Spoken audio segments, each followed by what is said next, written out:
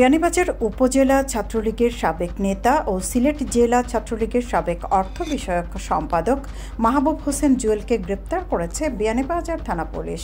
মঙ্গলবার বিয়ানীবাজার পৌর শহর থেকে তাকে গ্রেপ্তার করা হয়।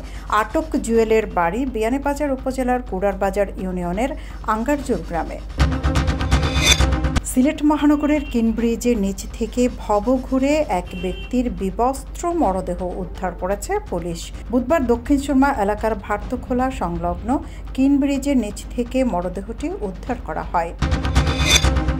সিলেটে প্রাইভেট কারের ভেতরে তল্লাশি চালিয়ে 11,000 পিস ইয়াবাসহ নুরুল আফসার নামে এক ব্যক্তিকে গ্রেপ্তার করেছে র্যাপিড অ্যাকশন ব্যাটালিয়ন র্যাব 9। সোমবার ওসমানীনগর থানার সৈয়দপুর নামক স্থানে মাদক বিরোধী অভিযান চালিয়ে র্যাবের একটি দল ইয়াবাসহ তাকে গ্রেপ্তার করে। বড়লেখায় বিভিন্ন মামলার আসামিদের গ্রেপ্তারে পুলিশের অভিযান অব্যাহত রয়েছে।